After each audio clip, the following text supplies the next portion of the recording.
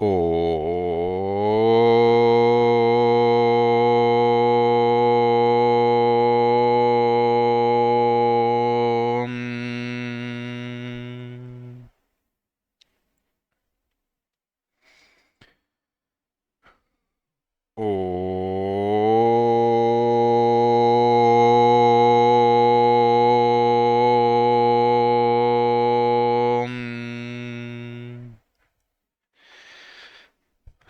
श्री गणेशाय नमः। श्री सरस्वत्यै नमः। श्री गुरुभ्यो नमः। श्रुतिस्मृतिपुराणानाम् आलयं करुणालयं नमामि भगवत्पाद शङ्करं लोकशङ्करं शङ्करं शङ्कराचार्यं केशवं बादरायणं सूत्रभाष्यकृतौ वन्दे भगवन्तौ पुनः पुनः। ईश्वरो गुरुरात्मेति मूर्तिभेदविभागिने व्योमवद्व्याप्तदेहाय दक्षिणामूर्तये नमः। योऽन्तः प्रविश्य मम वाचमिमां प्रसुप्तां सञ्जीवयत्यखिलशक्तिधरस्वधाम्ना अन्यांश हस्तचरणश्रवणत्वगादीन् प्राणान् नमो भगवते पुरुषाय तुभ्यम्। वंशीविभूषितकरान्नवनीरदाभात् पीताम्बरादरुणबिम्बफलाधरोष्ठात् पूर्णेन्दुसुन्दरमुखादरविन्दनेत्रात् कृष्णात् परं किमपि तत्त्वमहं न जाने। वसुदेवसुतं देवं कंसचाणूरमर्दनं देवकी परमानन्दं कृष्णौ वन्दे जगद्गुरुम्।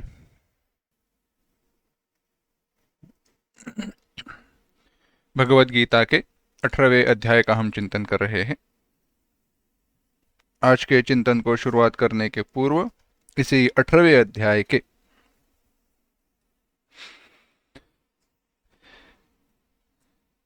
11वें, 12वें,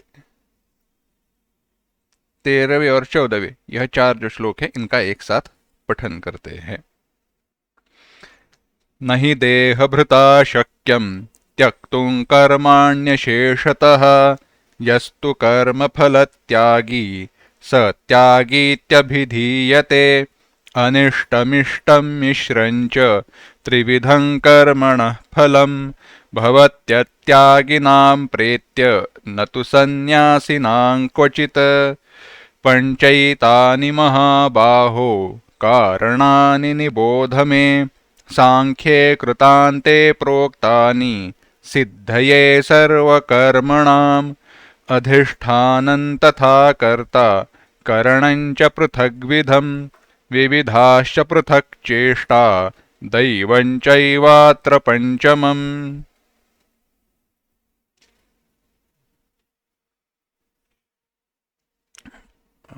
भगवान यहाँ पे कर्म होने के लिए क्या क्या आवश्यक है इसका विचार बता रहे हैं।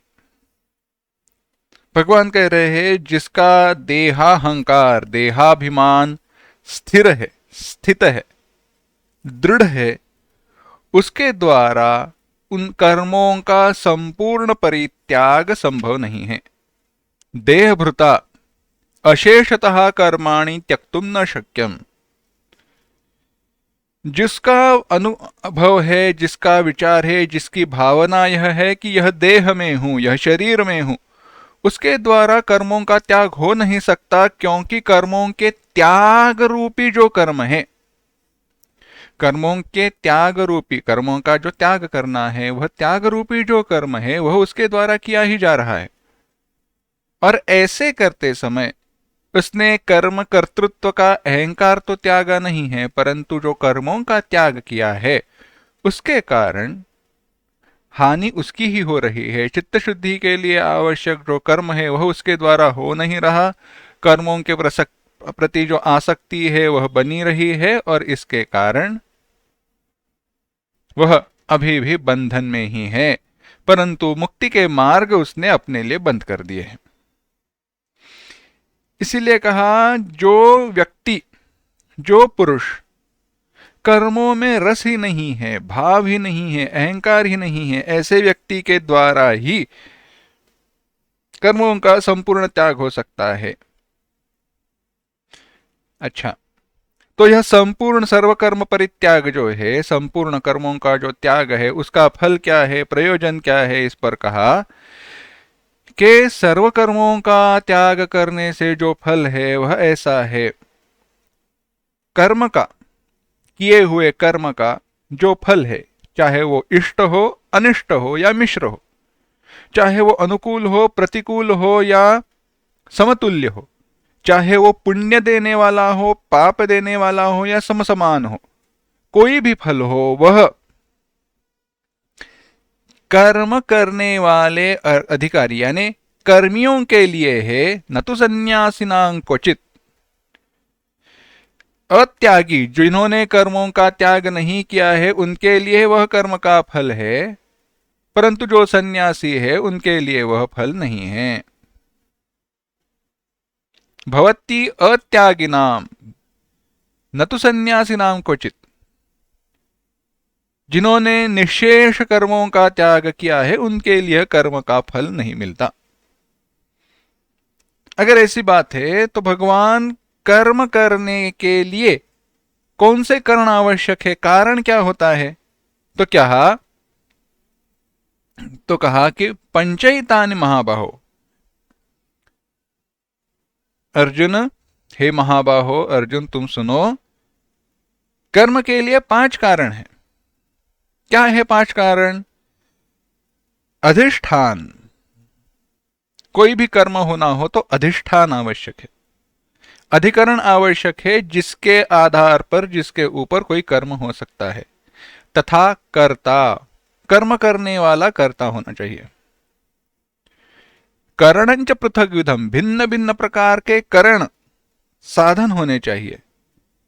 विविधाश्च पृथक चेष्टा, भिन्न भिन्न क्रियाएं होनी चाहिए।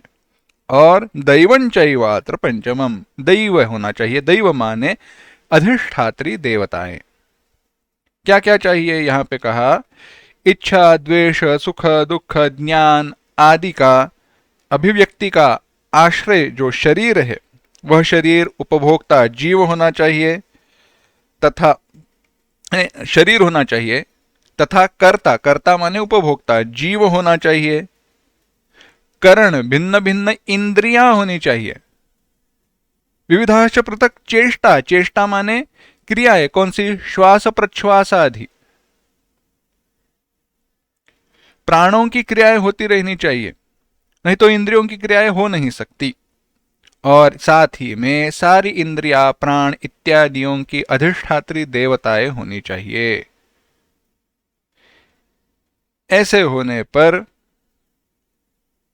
शरीर वांग मनो भी, भगवान कह रहे हैं 15वां श्लोक देखना, शरीर वांग मनोभिर्यत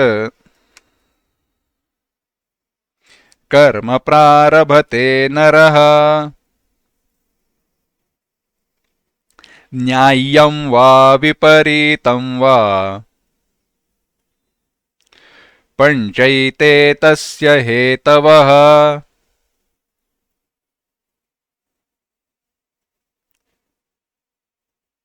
एक साथ, शरीर वांग मनोभिर्यत कर्म प्रारभते नरः न्याय्यं वा विपरीतं वा पंचैते तस्य हेतवः। भगवान कह रहे हैं शरीर वांग मनोभिः, शरीर वांग मन, शरीर मन वाणी, शरीर वाणी मन, इनके द्वारा न्यायम, न्याय माने शास्त्र के अनुकूल, शास्त्रानुसारी, विपरीतम अथवा शास्त्र के विरुद्ध, यत् कर्म, जो भी कोई कर्म, मनुष्य प्रारभते, मनुष्य के द्वारा आरंभ किया जाता है या किया जाता है, वह न्याय तस्य, उसके लिए एते ही, यही 5 हेतवः, कारण है। भगवान कह रहे हैं मन, वाणी, शरीर के अनुसार, शास्त्र के अनुसार या विपरीत, विरुद्ध जो भी कर्म किया जाता है उसके लिए यही 5 कारण है। विस्तार देखते हैं, भगवान कह रहे हैं न्याय। हमने इसका चिंतन किया था, फिर से एक बार चिंतन कर रहे हैं। जो शास्त्र के लिए अनुकूल है या शास्त्र के विरुद्ध है, कैसा भी कर्म हो, शास्त्र के लिए अनुकूल हो, शास्त्रानुसारी हो या शास्त्र के विरुद्ध हो, उन सब के लिए ये उपर्युक्त जो 5 हेतु है वे ही हेतु है। कौन से? अधिष्ठान, शरीर, जीव, इंद्रियां, प्राणों की क्रियाएं और अधिष्ठात्री देवताएं, यही सारे 5 है। और इनके द्वारा जो भी क्रियाएं की जाती है वे उनके द्वारा ही, उन 5 हेतु जो है उन 5 हेतुओं के द्वारा ही पुण्यात्मक पापात्मक कर्म होते हैं। आगे चलकर भगवान भाष्यकार आदि शंकराचार्य जी भाष्य में कहते हैं आंखें खोलना, मूंदना, यह स्वाभाविक जो क्रियाएं है वह भी पूर्व पुण्य और पाप का फल है।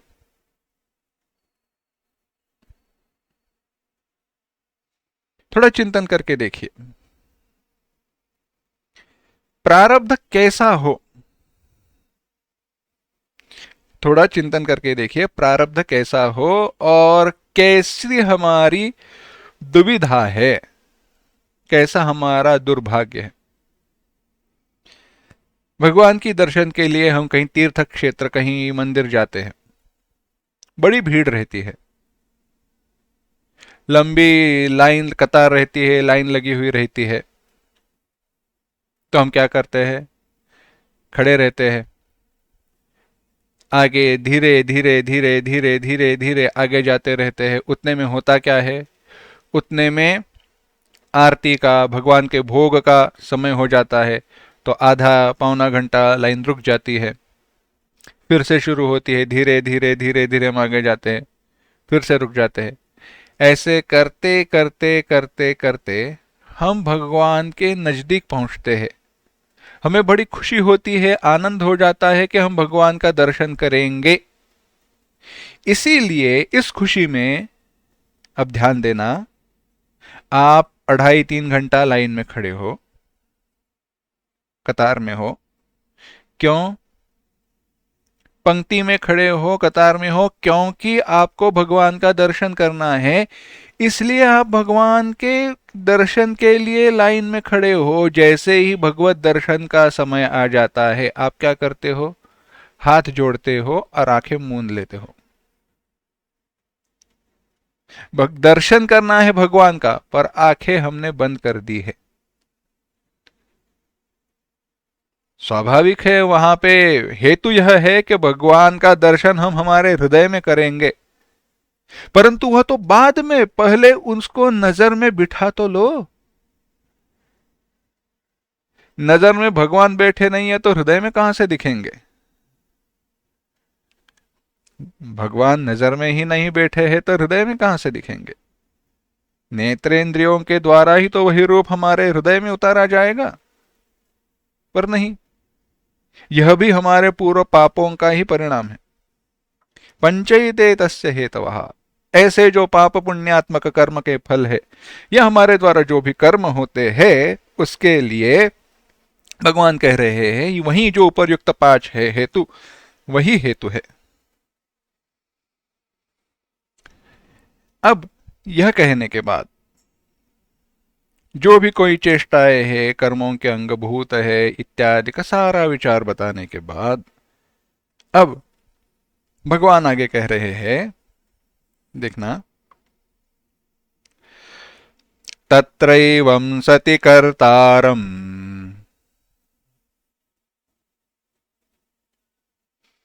आत्मानं केवलं तु यः पश्यत्यकृतबुद्धित्वात्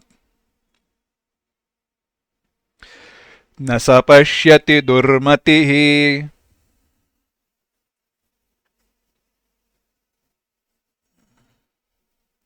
एक साथ, तत्रैवं सति कर्तारमात्मानं केवलं तु यः पश्यत्यकृतबुद्धित्वात् न स पश्यति दुर्मतिः।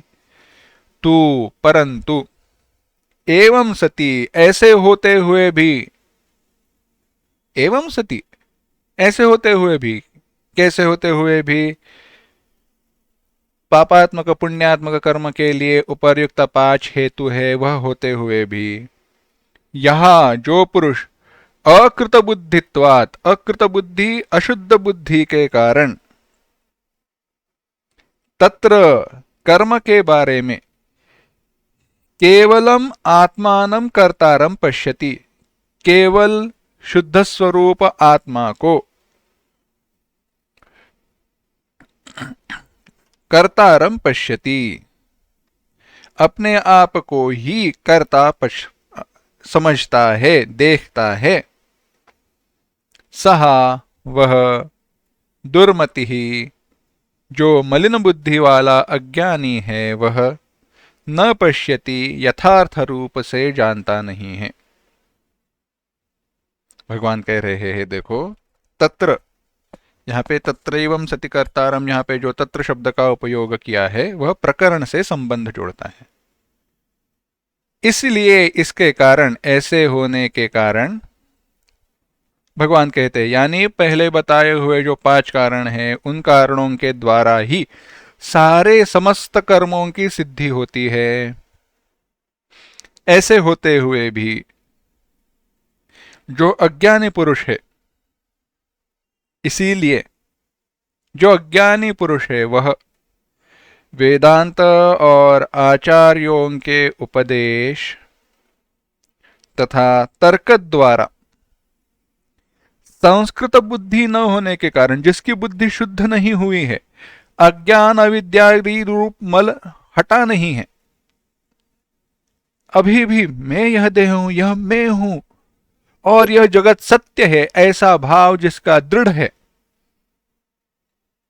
मैं करता हूं, मैं उपभोग लेने वाला हूं, मैं स्वर्गादिक लोकों में उपभोग को प्राप्त करूंगा, मैं सुखी यहां पे जीवन काटूंगा, जीवन व्यतीत करूंगा, ऐसी भावना रखने वाला जो है वह उन अधिष्ठानादि 5 कारणों के साथ अविद्या से आत्मा की एकता मानकर, यानी अपने आप को कर्ता मानकर, मैं ही करता हूं, इस प्रकार से वह जो शुद्ध आत्मा है, जो कभी करता नहीं है, न भोगता है, न करता है न भोगता है, वह जो हमारा आत्मस्वरूप है उसे ही कर्ता और भोक्ता मानकर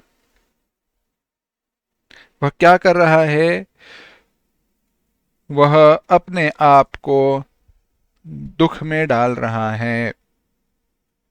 और ऐसा व्यक्ति न स पश्यति दुर्मति ही, ऐसा दुर्मति मनुष्य देखता नहीं है। क्या बात है देखो, संघातस्य परार्थत्वात् नियम है, शास्त्र में कहा संघातस्य परार्थत्वात्।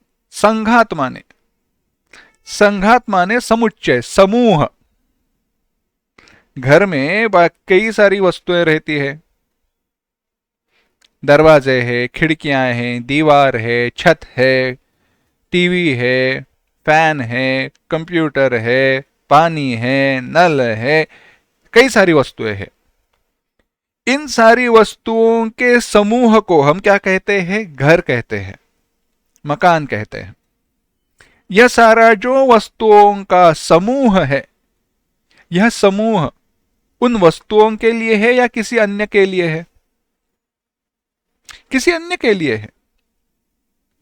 घर और घर में रहने वाली जो वस्तुएं है वह किसी अन्य के लिए है, घर के लिए, अपने के लिए, स्वयं के लिए नहीं है। समूह किसी अन्य के लिए ही होता है।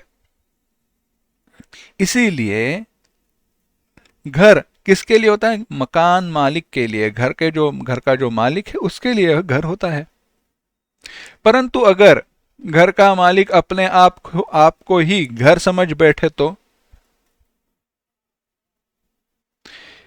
घर को अपना समझ बैठ जाए तो घर के टूटने से, घर में कोई दुविधा या दुख होने से यह दुखी हो जाता है।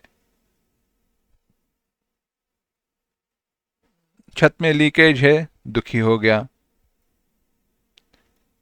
दीवार में क्रैक गई है, दुखी हो गया। नल में पानी नहीं है, दुखी हो गया। क्यों हुआ ऐसा? थोड़ा और विस्तार करते हैं इसको और दूसरे दृष्टि से देखते हैं। किसी दूसरे के घर में लीकेज है, किसी दूसरे के घर में दीवार को छेद है, क्रैक गई है, किसी दूसरे के घर में पानी नहीं आ रहा है, क्या हम दुखी होते हैं? नहीं। पता चले या ना चले, हमारी जीवनी वैसे ही चालू रहती है। परंतु मेरे घर में यह जब मेरा यह तादात्म्य हो जाता है तो सुख दुख प्राप्त है, कर्तृत्व है, भोक्तृत्व भी है। इसी प्रकार से यह जो देहादि समूह है जिसके द्वारा कर्म हो रहा है, अधिष्ठानम तथा कर्ता करणंच पृथक विधम विविधाश्च पृथक चेष्टा दैवम चैवात्र पंचमम, यह जो वस्तु है कही गई, उनके द्वारा जो कर्म हो रहा है उसमें इस अज्ञानी की भावना कैसी है? मैं कर्म कर रहा हूं।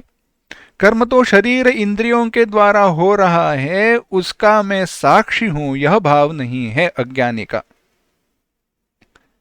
इसीलिए कर्म कर्म होने पर कर्म के जो फल है, इसको उसको उन फलों को यह ज्ञानी भुगतता है, भोगने पड़ते हैं। आत्मा को शरीर आदि से जो अलग मानता है, आत्मा को शरीर, जीव, इंद्रियाएं, प्राण, अधिष्ठात्री देवताएं, यह सारे पांच जो हेतु है कर्म के, इनसे अलग शुद्ध स्वरूप में मानता है, जानता है, वह शुद्ध बुद्धि है। परंतु आत्मा को कर्ता मानने वाला अकृत बुद्धि है, मलिन बुद्धि वाला है, और असंस्कृत बुद्धि होने के कारण वह भी वास्तव में आत्मा का या कर्म का तत्व नहीं जानता। इसीलिए वह दुर्बुद्धि है। और दूसरा हमने वहां पे उदाहरण देखा था, हमने चिंतन किया था, बालक फिरहि न फिरहि ग्रहादि कहि परस्पर मिथ्यावादी। बालक क्या करता है? गोल गोल गोल गोल चक्कर काटता है, घूमता है, चक्कर आने लगती है, या वह खड़ा हो जाता है। जब घूम रहा है तब पूरी दुनिया उसको गोल घूमते हुए दिखाई देती है, और वह कहता क्या है? दुनिया घूम रही है। दुनिया घूम रही है या बालक घूम रहा है ना? दुनिया घूम नहीं रही, बालक घूम रहा है। इसी प्रकार से कर्म शरीर के द्वारा होते हुए भी कर्म हो रहा है शरीर के द्वारा, परंतु हम कहते हैं मैं कर्म कर रहा हूं। हम क्या कहते हैं? कर्म मैं कर रहा हूं। तो फिर वास्तव में जो देखता है, जो स्वरूपतः सचमुच में देखता है, वह क्या देखता है? सुबुद्धि कौन है? इसके ऊपर भगवान कह रहे हैं, 17वां श्लोक देखना।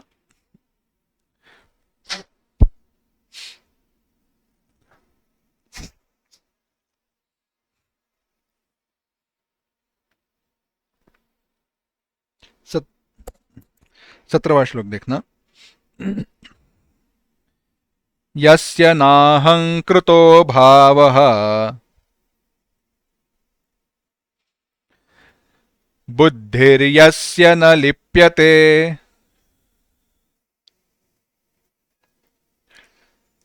हत्वापि स इमान् लोकान्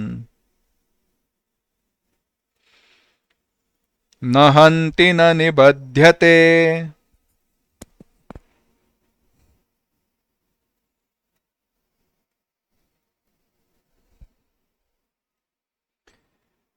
यस्य नाहंकृतो भावो बुद्धिर्यस्य न लिप्यते हत्वापि स इमान् लोकान् न हन्ति न निबध्यते। भगवान कह रहे हैं अज्ञानी के विपरीत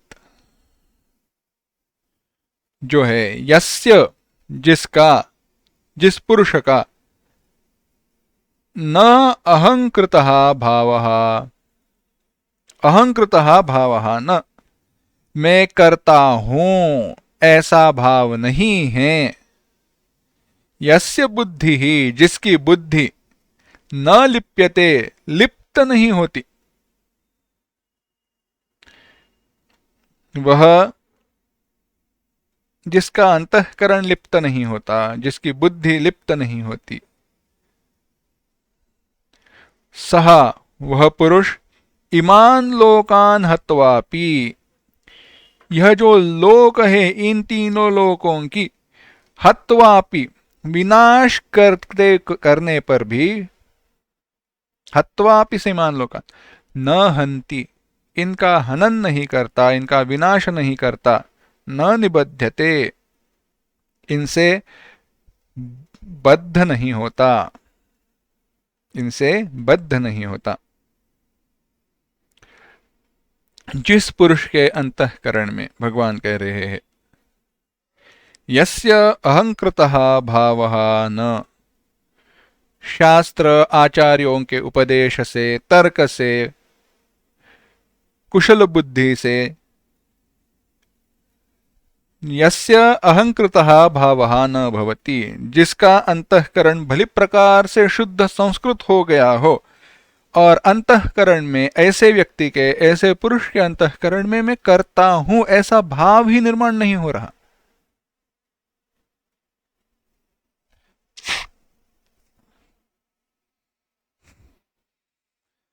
मैं करता हूं ऐसी भावना प्रतीति नहीं है। जो ऐसे समझता है, यह क्या समझता है?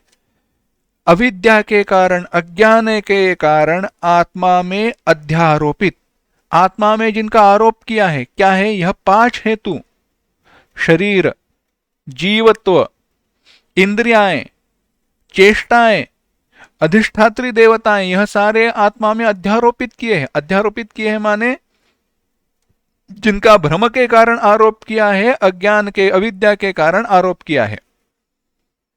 रज्जु सर्प दृष्टांत में है रज्जु, है रस्सी, परंतु वहां पे देखा जा रहा है जैसे सर्प, सर्प का आरोप किया जा रहा है, उसी प्रकार से आत्मा में यह सारे जो है, यह सारी वस्तुएं इत्यादि उनका आरोप, अध्यारोप किया जा रहा है।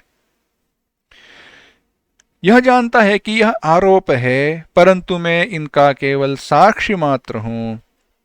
मैं वास्तव में न करता हूं, न भोगता हूं, प्राणों से रहित, अप्राणो यमना शुभ्र, अक्षरात् परतः परः। अप्राणः, मैं प्राणों से भिन्न हूं, अमनाः, मैं मन से रहित हूं, शुद्ध श्रेष्ठ केवल अक्षर ब्रह्म ही हूं। ऐसी जिसकी बुद्धि है, और इसीलिए जिसकी बुद्धि अंतःकरणम न लिप्यते, लिप्त नहीं होता है जिसका अंतःकरण। कैसे? मैंने यह किया है, यह मेरे कर्म है, इस कर्म के कारण मैं नरकादिक लोकों को प्राप्त हो जाऊंगा, मुझे पुण्य मिला है तो मैं स्वर्गादिक लोकों को प्राप्त हो जाऊंगा। ऐसी भावनाओं से, इस प्रकार से जिसकी बुद्धि लिप्त नहीं होती, मैं करता हूं यह भाव ही जिसके अंतःकरण में निर्माण नहीं होता, वह ऐसा ज्ञानी। आगे कही हुई बात ठीक ठीक से समझना। इमान लोकान हत्वापि, समस्त लोकों को, सब प्राणियों को मार कर भी पाप से, पाप के फल से बंधा नहीं जाता। न हंति न निबध्यते, वह उनकी हनन क्रिया नहीं करता है, न पाप से बद्ध हो जाता है। ध्यान रखना, थोड़ा एक दृष्टांत देखते हैं तो यह बात समझ में आएगी। अग्नि, वायु, जल इत्यादि का उदाहरण दिया जाता है। आग लगी हुई है, कहीं पर आग लगी हुई है, लगाई हुई है, क्यों? बहुत ठंडी है। ठंड के कारण कांप रहे हैं तो क्या, आग बनाई हुई है। उस आग में अगर मैं हाथ डाल दूं तो क्या होगा, हाथ जल जाएगा। तो मैं अगर कहूं आग ने हाथ जलाया, सचमुच में आग ने हाथ जलाया है, अग्नि ने हाथ जलाया, तो मैंने अपने आप का हाथ जला लिया है। अग्नि उष्ण है, उसके उसमें हाथ अगर डाल दूंगा तो हाथ जलने ही वाला है, पता है।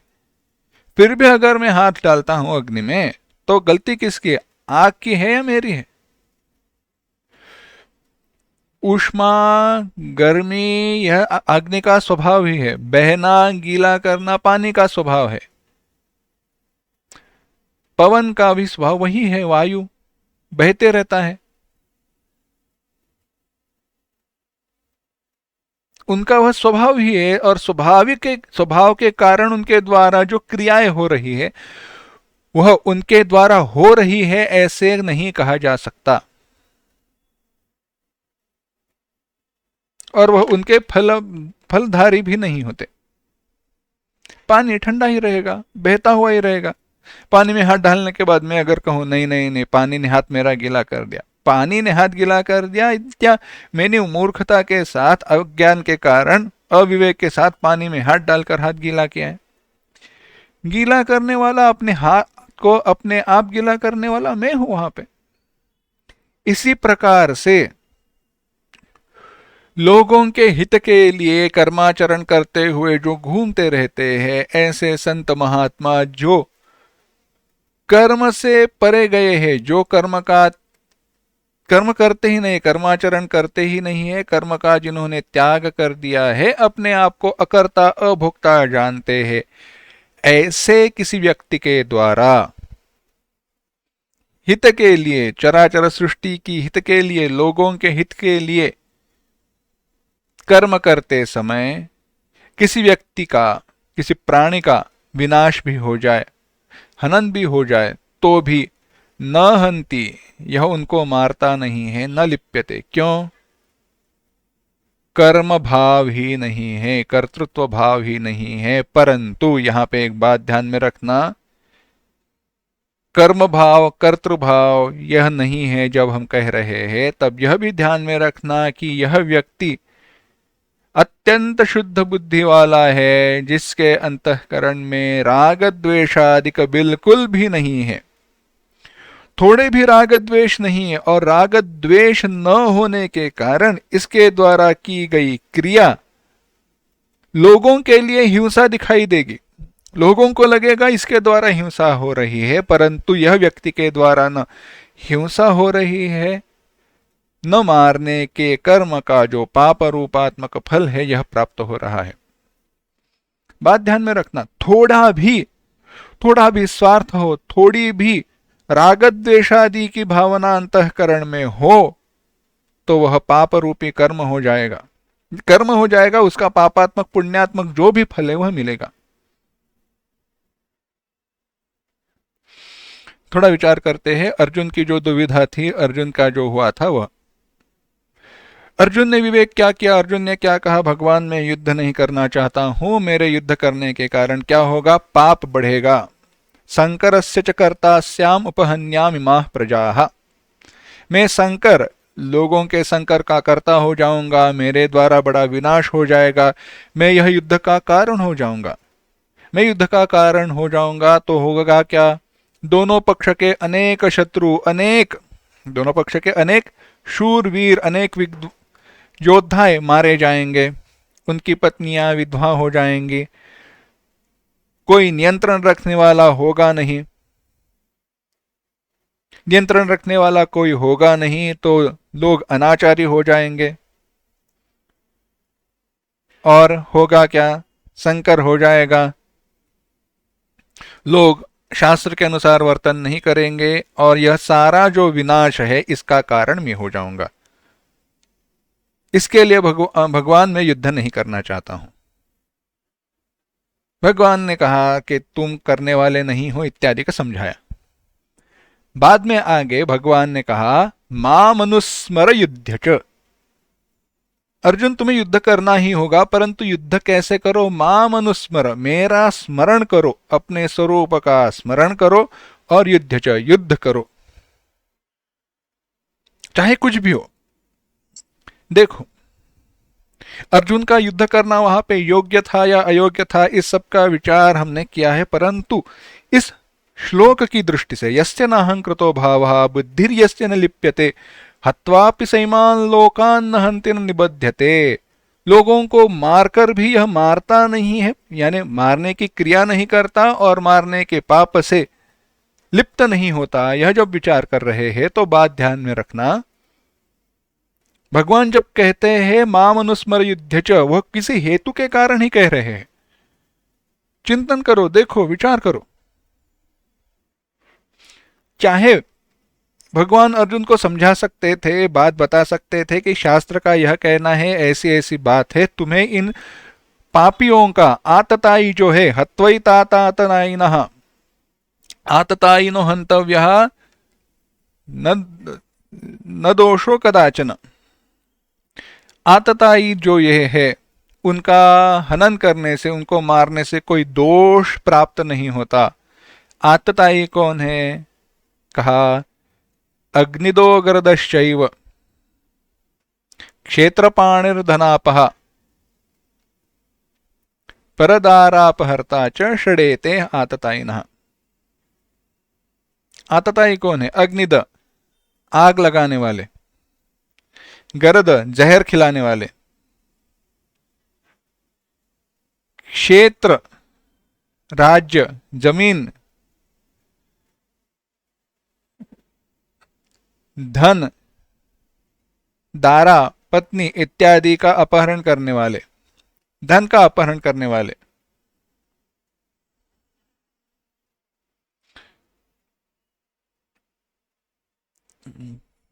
मारने वाले, यह सारे जो है यह आतताई कहे गए हैं। यह सारे कर्म इन कौरवों ने किए हैं, इसलिए इनका विनाश करना ही चाहिए, इसके लिए तुम्हें युद्ध करना होगा।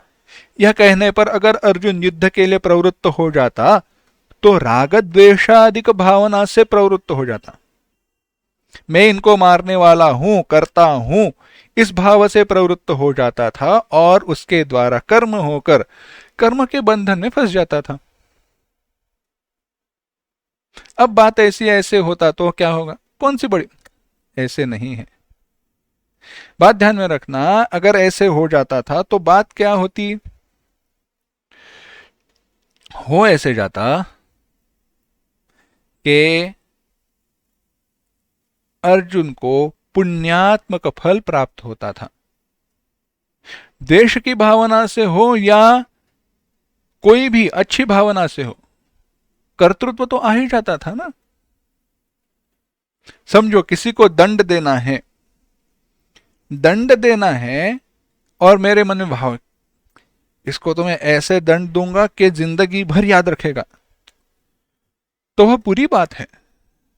बुरी बात है यानी वह शास्त्रानुकूल है, परंतु मेरे अंतःकरण की शुद्धि के लिए, मेरी परीक्षा के लिए या मेरी वृद्धि के लिए, साधना की वृद्धि के लिए अच्छी नहीं है, क्योंकि वह राग द्वेषादि भावना से युक्त वह कर्म हो रहा है। वहां पे शास्त्र की इच्छा नहीं रही। सूक्ष्म विचार है, चिंतन करके देखिए।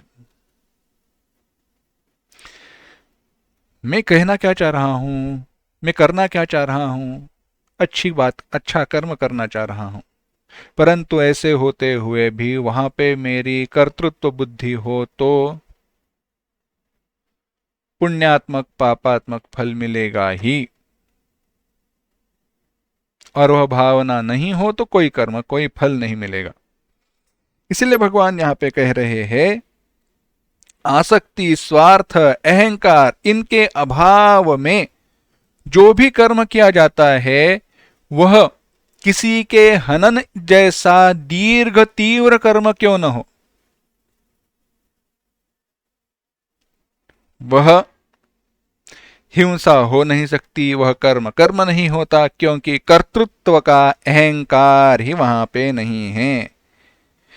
कर्तृत्व का अहंकार न रहते हुए किया हुआ कर्म अकर्म ही है।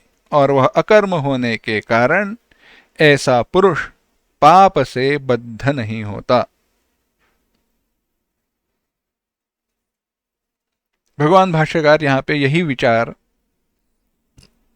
पूर्व पक्ष के रूप से उपस्थित करते हैं। वे कहते हैं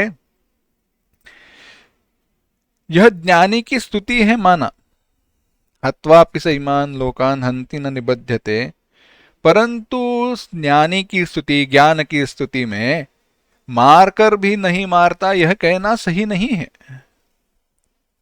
ननु हत्वापि न हन्ति इति विप्रतिषिद्धमुच्यते, यद्यपि स्तुति माना सराहना की जा रही है, माना कौतुक किया जा रहा है, परंतु मारकर भी नहीं मारता ऐसे कह रहे हो, यह सही बात नहीं है, योग्य नहीं है। ऐसे भी क्या स्तुति होती है? भगवान भाष्यकार कहते हैं ऐसा गलत नहीं है। देखो बात ऐसी है, यह दोष नहीं है क्योंकि यहां पे लौकिक और पारमार्थिक दो दृष्टियां अपेक्षित है। शरीर आदि में आत्मबुद्धि रखने वाला, शरीर आदि में आत्मबुद्धि करके मैं मारने वाला हूं ऐसा जो मानता है, वह लौकिक मनुष्यों की दृष्टि का आश्रय लेकर मारकर भी ऐसे कहा गया, और परमार्थ की दृष्टि का अवलंब करके कहा नहीं मारता है, न बंधता है। यह कथन दो प्रकारों से कहा गया है। तात्पर्य क्या है? मारकर भी यह हमारी बुद्धि है, अज्ञानियों की बुद्धि है। ज्ञानी के लिए न मैं कर्म ही नहीं कर रहा हूं तो मारने वाला कहां से आया? मैं कह रहा हूं आग ने हाथ जलाया, आग ने हाथ नहीं जलाया। मुझे लगा आग ने हाथ जलाया, आग ने कर्म किया और मेरा हाथ जल गया। नहीं, मैंने जलते हुए भी आग, मेरा हाथ आग में रख दिया, पता है वहां पे हाथ जल जाएगा, फिर भी मैंने हाथ वहां पे रखा है, तो मेरा है ना, दोष मेरा है, अग्नि का नहीं है। इसीलिए कहा पश्यत्य कृत बुद्धित्वात् न स पश्यति दुर्मति ही न हन्ति न निबध्यते। यह मारने वाला नहीं है, न निबध्यते, बंधन में फंसता नहीं है।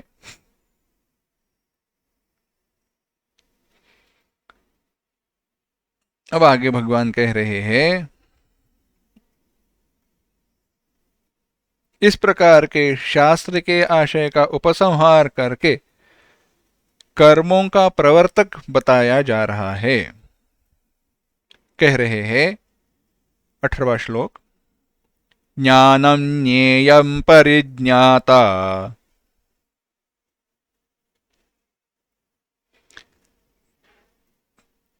त्रिविधा कर्म चोदना,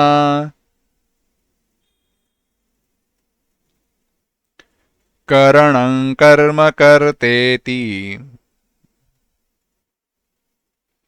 त्रिविधः कर्म संग्रहः।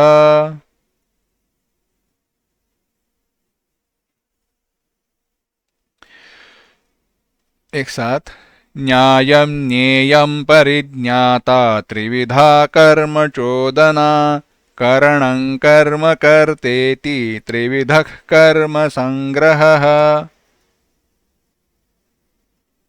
भगवान कह रहे हैं ज्ञाता ज्ञानम ज्ञेयम, परिज्ञाता ज्ञाता, ज्ञानम ज्ञान, ज्ञेयम ज्ञेय, त्रिविधा कर्म चोदना, कर्माला प्रेरणा देने वाली, यह तीन प्रकार है। त्रिविधं कर्म, कर्ता करणम कर्म इति त्रिविधः कर्म संग्रहः। कर्ता कर्म करण, यह तीन प्रकार का कर्म संग्रह है। भगवान कह रहे हैं ज्ञाता ज्ञान ज्ञेय तीन कर्मों की प्रेरणाएं हैं। कर्ता कर्म करण त्रिविधम कर्म संग्रह। कर्ता करण क्रिया, यह तीन कर्म संग्रह है। भेद क्या है देखना। ज्ञान ज्ञायते अनेन इति ज्ञानम, जिसके द्वारा कोई पदार्थ जाना जाता है, जाना जाए, यह ज्ञान शब्द से सामान्य भाव से सर्व पदार्थ विषय ज्ञान कहा गया। ज्ञान जाने जानी वस्तु, जानी गई वस्तु। इसी प्रकार से ज्ञेय ज्ञेय, जो वस्तु जानी जाती है वह,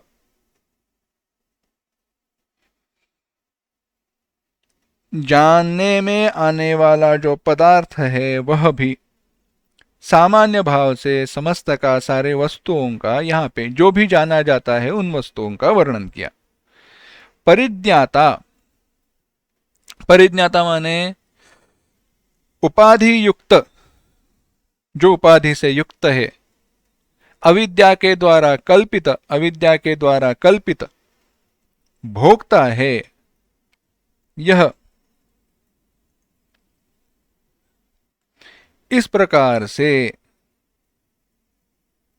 यह तीनों का जो समुदाय है, ज्ञानम जानने की पदार्थ विषय ज्ञान, ज्ञेय जो वस्तुएं जानी जाती है वे वस्तुएं, और जो भोक्ता अविद्या कल्पित जीव जो है वह, यह कर्मों की प्रवर्तक तीन प्रकार की कर्म चोदना है। कर्म प्रवर्तक प्रवृत्ति है, प्रेरित करने वाले हैं यह कर्म के लिए। और आगे कहा त्रिविधः कर्म संग्रह, अधिष्ठानादि 5 हेतुओं से जिसकी उत्पत्ति है तथा मन वाणी शरीर रूप आश्रयों के भेद से इनके 3 वर्ग किए गए। एक प्रवृत्ति हेतु और आगे कहा संग्रह।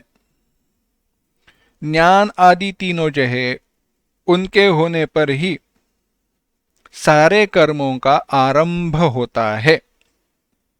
कोई ज्ञान के कारण ही कर्म किया जाता है,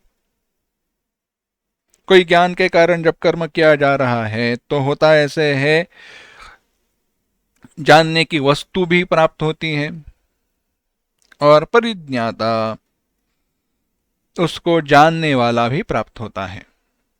अब आगे कहते हैं करणम, कर्म करते थी, वहां पे करण,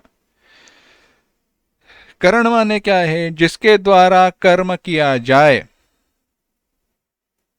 जिसके द्वारा कर्म किया जाए माने श्रोत्रादि श्रोत्र आदि जो 10 इंद्रियां हैं, बाह्य इंद्रियां, बुद्धि आदि 4 अंतःकरण, यह सारे करण हैं। ज्ञानेन्द्रियाय, कर्मेंद्रियाय और अंतःकरण चतुष्टय। अंतःकरण चतुष्टय में अहंकार, मन, बुद्धि, चित्त, यह सारे आए। कर्म कहा, कर्म क्या है? जो कर्ता का अत्यंत इष्ट हो, अत्यंत प्राप्तव्य हो, कर्ता का अत्यंत इष्ट हो, और क्रिया के द्वारा जो संपादित किया जाए वह कर्तुः ईप्सिततमं कर्म, कर्तुः क्रियया ईप्सिततमं। व्याकरण ने बताया क्रिया के द्वारा कर्ता को, कर्म करने वाले को जो भी अत्यंत इष्ट है वह कर्म हुआ। और कर्ता किसे कहता है? स्वतंत्र कर्ता, कारक प्रकरण में आया व्याकरण के। जो श्रोत्रादिकरणों को अपने अपने व्यापार में नियुक्त करने वाला उपाधि स्वरूप जीव है, वह जीव ही करता है। इस प्रकार से यह कर्म संग्रह है, संग्रहित किया जाता है। जो जिनमें कुछ संग्रहित किया जाए, इकट्ठा किया जाए, उसमें उसका नाम कहा गया संग्रह। अतः कर्मों के संग्रह का नाम कर्म संग्रह रखा गया,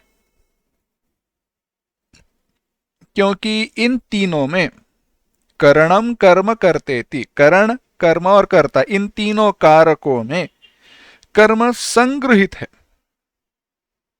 इसीलिए कर्मों को, इन तीनों को कर्म का संग्रह बताया गया। क्रिया कारक, ज्ञान, वस्तु का ज्ञान होना एक क्रिया है। ज्ञेय, ज्ञेय, जानने जाने वाली वस्तु है। परिज्ञाता, उनको जानने वाला जो भोक्ता है वह, अनुभव करने वाला उस वस्तु का, ज्ञान करने वाला वह एक। और यह सारे कैसे कर्म के प्रवर्तक हैं, इनके होने पर ही कर्म होता है। जानने वाला हो, जानने जाने वाली वस्तुएं हो, और ज्ञान के साधन हो, जानना हो,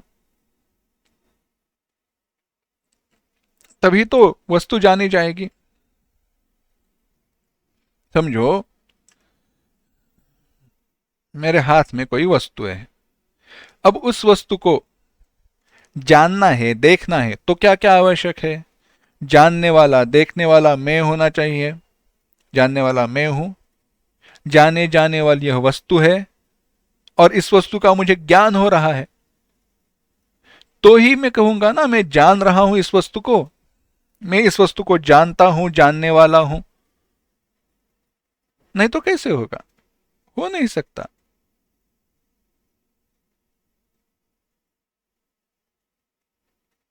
इस वस्तु को मैं जानने वाला हूं, मैं कह सकता हूं, क्योंकि जानने योग्य यह वस्तु मेरे सामने है।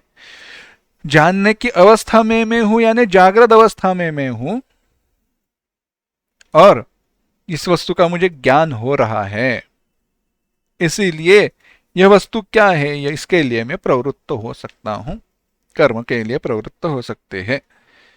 इसीलिए क्रियाकारक फल, क्रिया चेष्टा, कारक कर्म के यह कारण, कारक, और फल, यह सभी त्रिगुणात्मक है, सात्विक, राजसिक, तामसिक है। इनके गुण भेद से, उनका जो त्रिविध भेद है वह अब बतलाया जा रहा है। बताने के लिए आरंभ करते हैं भगवान 19वें श्लोक में कह रहे हैं, देखना। ज्ञानम कर्म च कर्ता च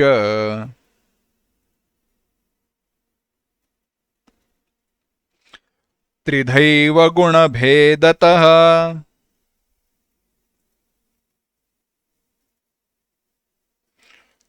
प्रोच्यते गुणसंख्याने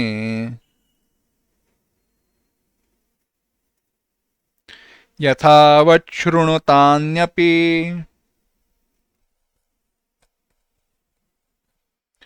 ज्ञानं कर्म च कर्ता च त्रिधैव गुणभेदतः प्रोच्यते गुणसंख्याने यथावत् शृणुतान्यपि।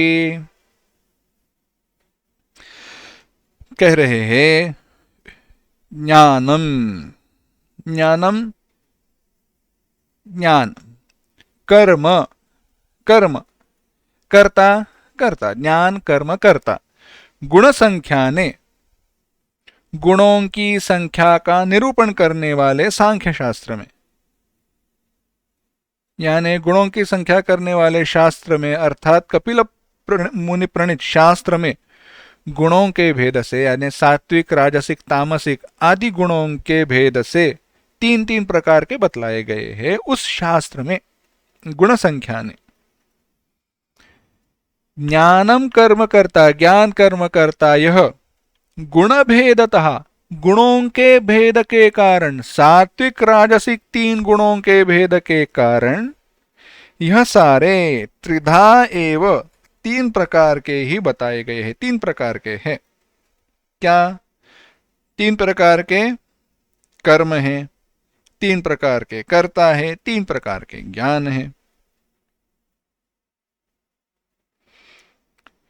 तान्यपि, वे सभी, यथावत, अच्छे प्रकार से भली भांति मेरे द्वारा शृणु, सुनो।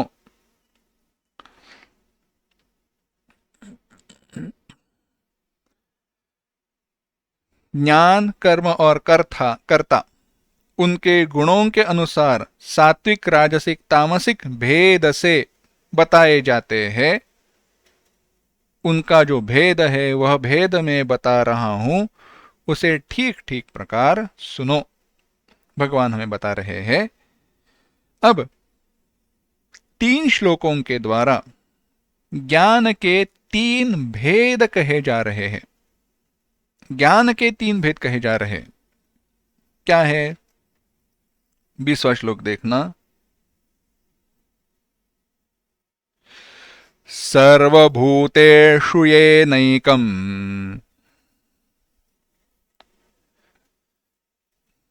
भावमव्ययमीक्षते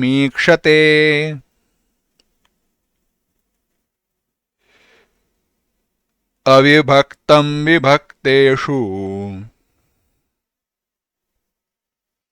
तज्ज्ञानं विद्धि सात्विकम्।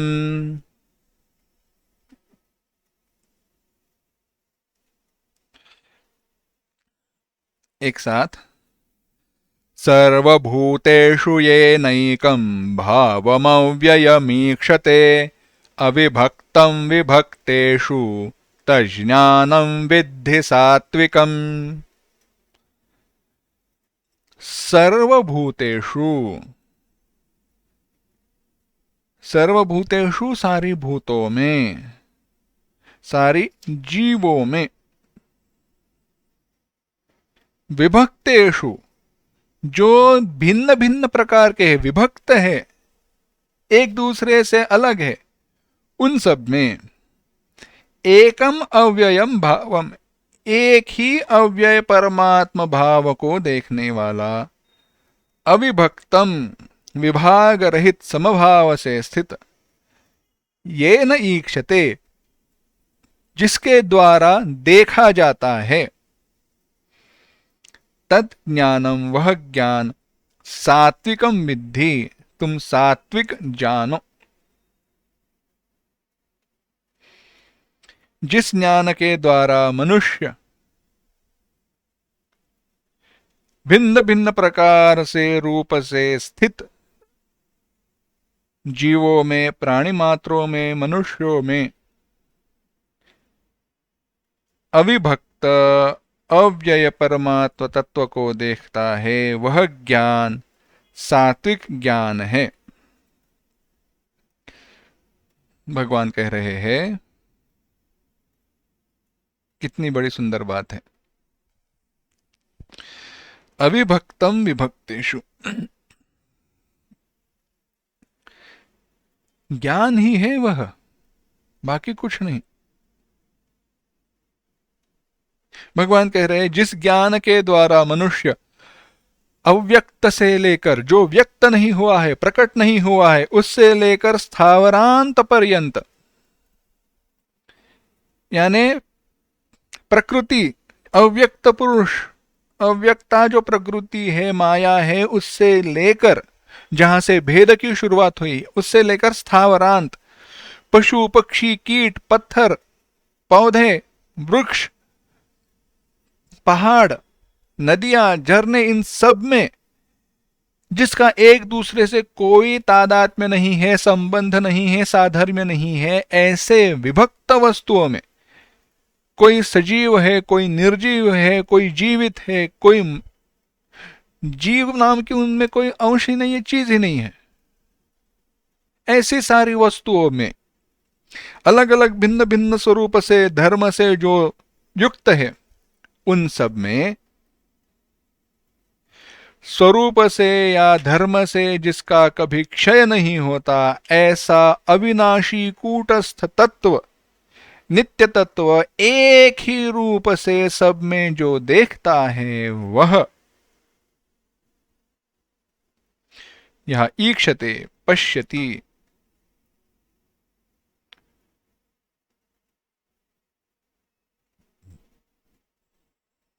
भाव शब्द, भावम अव्ययम भावम, भाव शब्द भाव माने वस्तु, अव्यय वस्तु को देखता है। वही जो ज्ञान है वही सात्विक ज्ञान है।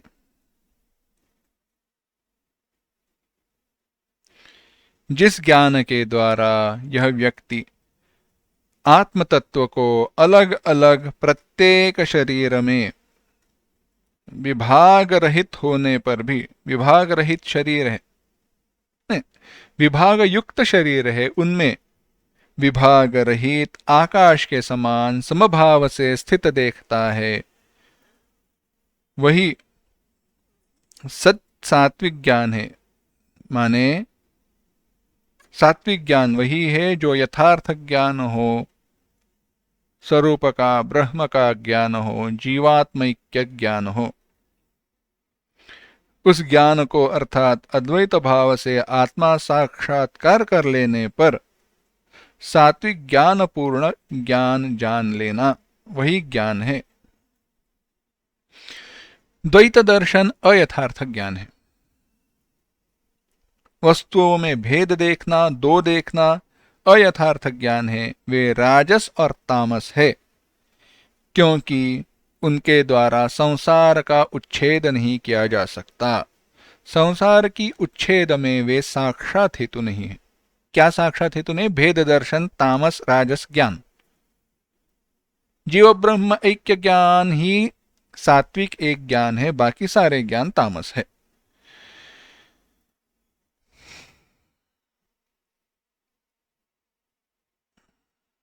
दृष्टांत के रूप से इस सात्विक ज्ञान का विचार करते हैं, महत्व ध्यान में आएगा।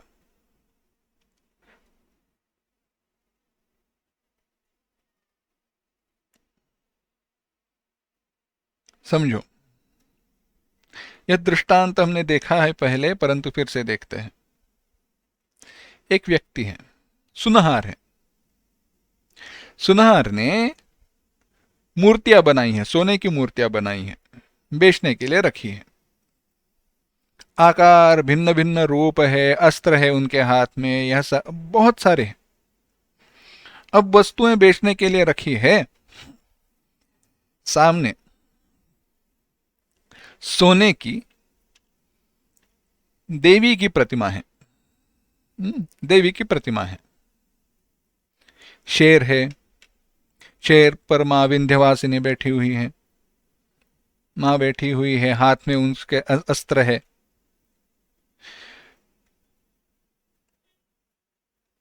दुर्गा मां का वह रूप है, परंतु कैसे है? वह जो आसन है, देवी का जो रूप है वह अलग है, और जो शेर है, सिंह है, वह अलग है। अब हुआ ऐसे, देवी मां का आकार छोटा है, क्योंकि शेर पर अच्छे से बैठना चाहिए ना, परफेक्ट प्रोपोर्शन होना चाहिए। तो देवी मां की मूर्ति थोड़ी छोटी है, शेर की मूर्ति बड़ी है। शेर की मूर्ति बनी है 1 किलो सोने से, शुद्ध सोना। कहने के लिए क्या जाता है, कथा ही तो है। 1 किलो सोने की वह मूर्ति है। और देवी मां का जो सोना है वह कितनी है? समझो 700-800 ग्राम की है।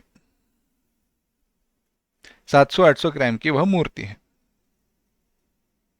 700-800 ग्राम सोने की है। अब सुनहार ने बेचते वक्त देवी मां की जो मूर्ति है उसकी कीमत दुगनी बताई। उसकी कीमत बताई दुगनी, और शेर की मूर्ति बताई 1/4 हिस्सा। क्यों? शेर है, शेर की भी कोई कीमत रहती है? शेर ही तो है, प्राणी तो है, कौन पूछने वाला है? देवी मां की मूर्ति कहीं अलग रख के उसकी पूजा की जा सकती है, वहां पे रखा जा सकता है। देवी मां की मूर्ति है। तो अब यह बात सही है या गलत है? जब व्यवहार का भाव आता है, बात ध्यान में रखना, जब व्यवहार आता है, जब बेचना है, तो मूर्ति बेची नहीं जा रही, बेचा सोना जा रहा है। क्योंकि मूर्ति को कैसे बेचते हैं ना, वह तो साक्षात भगवत स्वरूपिणी है। मूर्ति को बेचा नहीं जाता, मूर्ति के लिए बनाने के लिए जो मेहनत परिश्रम किए गए हैं उसका मूल्य लिया जाता है। मूर्ति का कोई मूल्य हो नहीं सकता, यानी देवता का, वहां पे जो देवता का अधिष्ठान हमने निर्माण किया उसका मूल्य नहीं हो सकता। अरे उसके कारण ही तो सारे वस्तुओं को मूल्य है, तो उसका मूल्य कौन करेगा? इसलिए देवी माँ का मूल्य नहीं है, मूर्ति का है। इसीलिए आक्षेप लिए जाते हैं ना, अरे भगवान आपके अगर साक्षात शुद्ध है, भगवान साक्षात शुद्ध है, तो शुद्धि की क्या आवश्यकता है भगवान के? नहीं, वो शुद्ध अशुद्ध आचरण यह सब कुछ जो विचार है, नहाकर क्यों पूजा करनी चाहिए, भगवान तो साक्षात शुद्ध है, ऐसे नहीं है। भगवान तो नित्य शुद्ध है, उनके लिए न पूजा की आवश्यकता है न किसी की आवश्यकता है। परंतु जब हम पूजा कर रहे हैं तो मूर्ति की जो पूजा हो रही है उस मूर्ति के सापेक्ष शुद्ध शुद्धता का विचार होता है। जब व्यवहार आ जाता है तो वह भेद दिखाई देगा ही। देवी माँ की मूर्ति है, शेर की मूर्ति है या सिंह की मूर्ति है, यह तो भेद आएगा ही। परंतु इस व्यवहार में भी एक तत्व जो है दोनों में, सोना, वह जो देखता है वही सही है। इसी प्रकार से सारे जीवों में, सारे अनुभवों में जो एक परमात्मा तत्व है उसे जो देखता है वही ज्ञान सात्विक ज्ञान है। क्यों? वही तो मोक्ष है, वही तो मोक्ष का हेतु है, वह मोक्ष स्वरूप भी है, अन्य कुछ नहीं। द्वितीयाद्वै भयं भवति, अन्यो असौ अन्यो हमस्मीति न स वेद यथा पशुरेव स देवानाम। मैं अलग हूं, यह भिन्न है, यह देखने वाला देवताओं के लिए पशुवत हो जाता है, वे इसकी बलि दे देते हैं, इसका विनाश हो जाता है। क्यों? आत्मस्वरूप की प्राप्ति नहीं होती। जो अपने आप को आत्मस्वरूप को जानता नहीं है उसका सब कुछ चला जाता है। उपनिषदों ने ऐसे कहा है।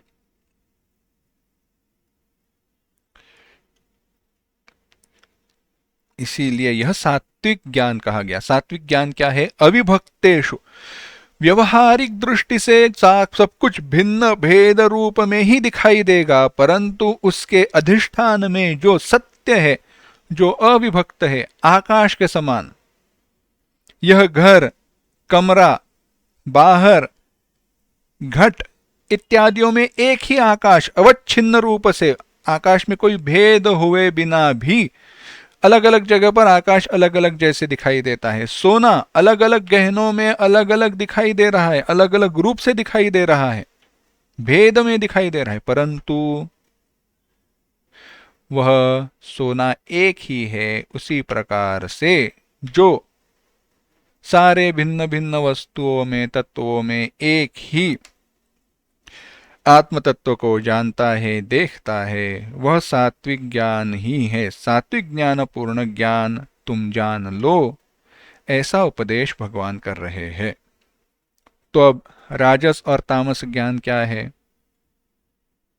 न्यायम ज्ञानम कर्म च कर्ता, तीन बातें बताई ना भगवान ने। ज्ञानम, कर्म और कर्ता, सारे तीन तीन प्रकार के हैं। उसमें सात्विक ज्ञान हमने देखा, बाकी सारे सात्विक राजसिक तामसिक क्या है उसका विचार चिंतन हमें करना है, परंतु वह हम अगली बार करेंगे। ओम असतो मा सद्गमय, तमसो मा ज्योतिर्गमय, मृत्योर्मा अमृतंगमय। ओम शांति शांति शांति। हरि ओम। श्री गुरुभ्यो नमः। हरि ओम।